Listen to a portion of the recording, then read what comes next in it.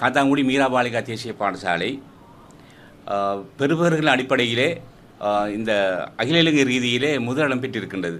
அந்த வகையிலே பாரான சந்தர்ப்பங்களில் இந்த பாடசாலையிலே புதிய அனுமதி பெறுவதற்காக வேண்டி ஆண்டு 1 மற்றது ஆண்டு 6 போன்ற வகுப்புகளுக்கு அனுமதி பெறுவதற்கு எங்களது பாடசாலையிலே போட்டி மனப்பாங்கு ஏற்படுகின்றது.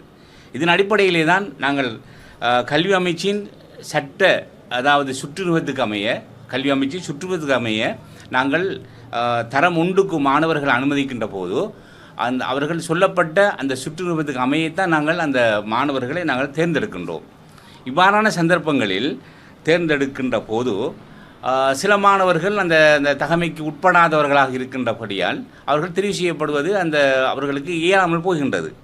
இவ்வாறான சந்தர்ப்பங்களில் நாங்கள் அந்த தெரிவு செய்யப்பட்ட பட்டியலை நாங்கள் போட்டு அதன் பிறகு தெரிவு செய்யப்படாதவர்கள் அப்பீல் போர்டு அதாவது மேன்முறையீடு செய்வதற்கு சந்தர்ப்பம் வழங்கி அந்த மேன்முறை செய்வதற்காக வேண்டி கல்வி அமைச்சிலிருந்து ஒரு பணிப்பாளர் அவர் தலைமையிலே ஒரு சபை கூடி அதிலேயும் தெரிவு செய்யப்படாத அந்த சுற்றுவத்துக்கு அமைய தெரிவு செய்யப்படாத அந்த பிள்ளைகளின் பெற்றோர்கள் எங்களது பாடசாலையை பற்றி தேவையில்லாத முறையிலே அதாவது அந்த மீடியாக்களில் அதாவது அந்த வாட்ஸ்அப்புகளில் மற்றது ஃபேஸ்புக்குகளில் ஃபேக் ஐடிகளில் எங்களது பாடசாலையை பற்றி ஒரு மோசமான ஒரு தகவலை கொடுத்திருக்கின்றார்கள். அது மட்டுமல்ல, சென்ற ஒரு சில நாட்களுக்கு முன்பு காத்தாங்குடி உள்ளூர் ஒரு சில ஊடகவியலாளர்கள் அதிபர் என்னை பற்றி கூட ஒரு மோசமான ஒரு செய்தியை கூட அந்த மீடியாக்கள் போட்டிருக்கின்றார்கள். அதாவது ஒரு பாலியல் சம்மந்தமாக லஞ்சம் கேட்டதாக ஒரு பெண்மணியிடம் கேட்டதாக கூட ஒரு அநியாயமான ஒரு அபாண்டத்தை சுமத்தி அந்த பிள்ளை சேர்க்கறதுக்காக வேண்டி அந்த பிள்ளை சேர்க்காததுக்காக வேண்டி இவ்வாறான ஒரு அபாண்டத்தை சுமத்தி என் மீது போட்டிருக்கின்றார்கள் இந்த புனிதமிக்க ரமலா மாதத்திலே. எனவே அவர்கள் கேட்கின்ற கல்வி அமைச்சின் சுற்றுவதற்கு அமைய கேட்கின்ற பெறுபவர்கள் அதாவது அதுக்குரிய ஆவணங்கள் அதுக்குரிய அனைத்து அம்சங்களும் இருக்கும் என்று சொன்னால் எங்களுக்கு பிரச்சனை இல்லை. இல்லாத பட்சத்தில் நாங்கள் யாரையும் கூட எந்த சந்தர்ப்பத்திலும் கூட நாங்கள் எடுக்க முடியாத ஒரு சந்தர்ப்பம். எனவே தான் சிலர் அரசியல் ரீதியாக மற்றது வேறு அந்த ரீதியாக எங்களிடத்தில் வந்தார்கள். ஆனால் நாங்கள் அவருக்கு யாருக்கும் நாங்கள் இடம் கொடுக்கவில்லை. சட்ட ரீதியாக கல்வி அமைச்சு சுற்று என்ன சொல்லுகின்றதோ அதே போல தான் நாங்கள் மாணவர்களை சேர்த்திருக்கின்றோம். அதன் அடிப்படையிலே இந்த ஆண்டு தரம் 1க்கு அனுமதிக்காக கல்வி அமைச்சு சுற்று நிருபம் வெளியிட்டிருக்கின்றது. கேட்டகரி 7 கேட்டகரிகளிலே தான் நாங்கள் மாணவர்களை பாடசாலைக்கு உள்வாங்க வேண்டி ஏற்பட்டிருக்கின்றது.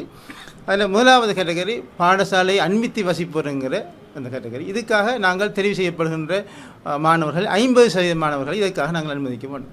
அந்த அடிப்படையிலே நாங்கள் பிரதி வருடமும் நாங்கள் 160 மாணவர்களை தரம் 1க்கு அனுமதிக்கின்றோம். அதிலே 50% மாணவர்களை நாங்கள் எடுக்க வேண்டும். பாடசாலைக்கு அண்மித்தி வசிப்போருங்க அந்த கேட்டகரிகள். அடுத்ததாக அதிக இது அண்மித்து வசிப்பதென்றால் நினைக்கிறேன் ஒரு கேட்டகரி இருக்கிறது 3 கிலோமீட்டர் என்று. நீங்கள் எவ்வாறு அதை கணிப்பீடு செய்தீர்கள்? இல்லை, அப்படி இல்லை. அண்மித்தி வசிப்போர் சம்பந்தமாக அவர்கள் அதாவது விண்ணப்பதாரர்கள் அந்த கேட்டகரிகளை நாங்கள் வருவோம் என்று விண்ணப்பித்தால் அவர்கள் அதை கோருவதற்காக வேண்டி அதை கோருவதற்காக வேண்டி சில தகுதிகள் இருக்கின்றன. உதாரணமாக அதாவது தூரத்தை பொறுத்து இந்த விண்ணப்பிக்க வேண்டும் என்ற எந்த கட்டுப்பாடும் கிடையாது. தூரத்தில் உள்ள ஒருவரும் விண்ணப்பிக்கலாம். ஆனால் அதிலே அவர் அதுக்கான புள்ளியை பெற்றுக்கொள்ள வேண்டும். உதாரணமாக இந்த அண்மித்தி வசிப்போர்னு சொல்லும்போது வசித்தால் அவர் அதிலே முதலாவதாக அவர் தகுதியை பெற வேண்டுமாயிருந்தால் அந்த கேட்டகரியாவை கருத வேண்டுமாயிருந்தால் அவர் தான் வசிக்கின்ற இடத்துக்கான காணி உறுதி பத்திரத்தை சமர்ப்பிக்க வேண்டும். 5 வருடங்களுக்கு தான் அவருக்கு உறுதியாக இருந்தது சமர்ப்பிக்க வேண்டும். அவருக்கு இல்லாவிட்டால் சிலவர் அவரை பெற்றோருக்கு இருக்கலாம். அவ்வாறு அவருக்கு உறுதியாக இருந்தால் நாங்கள் அதற்காக 20 புள்ளிகள் வழங்குவோம். அவரை பெற்றோருக்கு மொத்தமாக 5 வருடங்கள் இருந்திருந்தால் 16 புள்ளிகள் வழங்குவோம். இதில் ஏதாவது குறைபாடு ஏற்பட அதுக்கு அந்த விதாசாரத்துக்கு ஏற்ற மாதிரி அது வழிகாட்டில் சொல்லப்பட்டிருந்தால் அதுக்கேற்ற மாதிரி புள்ளிகளை நாங்கள் வழங்குவோம். அது மாத்திரமில்லை, அவர் அந்த இடத்திலே இருப்பதாக கருத வேண்டுமா இருந்தால் அந்த இடத்திலே வசித்ததுக்கான அதே முகவரியிலே வசித்ததுக்கான 5 வருடத்துக்கான வாக்காளர் அட்டையை சமர்ப்பிக்க வேண்டும். அதன்படி அவருக்கு 2 புள்ளிகள் வீதம் 10 புள்ளிகளை நாங்கள் அந்த 5 வருடத்துக்காக வழங்குவோம். இப்போ இந்த புள்ளிகளை வழங்கி கொண்டு போகும்போது கேட்டகரி விண்ணப்பித்தாக்கள் நான் வழங்குவோம். அடுத்தது இதில் பாரிய தாக்கம் செலுத்தின இன்னொரு விடயம் இருக்கின்றது. அதாவது அவர் அந்த அனுமதி பெற வேண்டுமா இந்த பாடசாலை விண்ணப்பித்தால் அவருக்கு அருகில் ஏதாவது பாடசாலை இருக்கின்றதா என்பதை அவர் தனக்கு இருப்பிடத்தின் மூலம் உறுதிப்படுத்த வேண்டும். அது இருப்பிடத்தின் உதாரணமாக நாங்கள் பாடசாலை குறித்த தூரத்திலே ஒரு வசிக்கின்றார் வைத்துக்கொண்டால் எங்களுடைய வழிகாட்டு கையெடு சொல்லப்பட்டிருக்கின்றது. கூகுள் மேப்பை பயன்படுத்தி ஆகாய மார்க்கமாக நாங்கள் அவருடைய வீட்டை மையப்படுத்தி நாங்கள் வட்டம் ஒன்று வரைய வேண்டும். அவருடைய வீட்டையும் மையமாக வைத்து பாடசாலையை பரிதியாக கொண்டதாக ஒரு வட்டம் ஒன்று வரைய வேண்டும். அந்த வட்டத்துக்குள் இந்த பாடசாலை மாத்திரம் இருந்தால் அவருக்கு அதுக்கான முழு புள்ளியும் வழங்கப்படும். இன்னொரு பாடசாலை இருந்தால் அதுக்கு 5 புள்ளிகளும் கழிக்கப்படும்.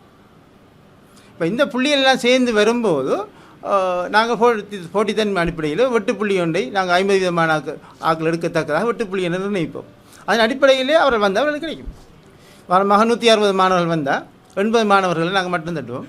80 மாணவர்கள் குறித்த புள்ளி அந்த புள்ளி 80 மாணவர் வருகின்ற புள்ளியை நாங்கள் ஸ்டடிக்ஸ் புள்ளி வேறு இதுவே இல்லை அப்படி அந்த அடிப்படையிலே அடுத்ததாக 2வது கேட்டகரி 6.2 என்று நாங்கள் அதுக்கு அந்த சர்க்குலரில் சொல்லப்பட்டிருக்கின்றது.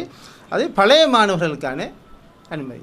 25 விதமான மாணவர்களுக்கு 25 விதமான பழைய மாணவர்களையும் நாங்கள் இந்த பாடசாலையில் அனுமதியும் போது உள்வாங்க வேண்டும்.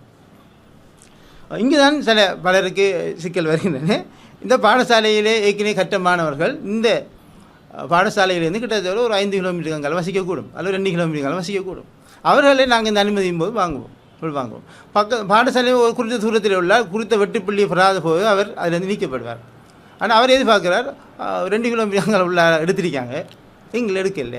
இதுதான் இந்த சகல சர்ச்சைகளுக்கு காரணமான விஷயம். இது அரசாங்க சுற்று நிறுவனம் இதை நாங்கள் 100% ஃபாலோ பண்ண வேணும். அப்போ இல்லை எங்களுடைய இன்னொரு பிரதி அதிபர் இலியாஸ் சார் அவர்கள் பணம் பெற்றதாகவும் அந்த சில ஃபேக் ஐடிகளே வந்திருக்கின்றது.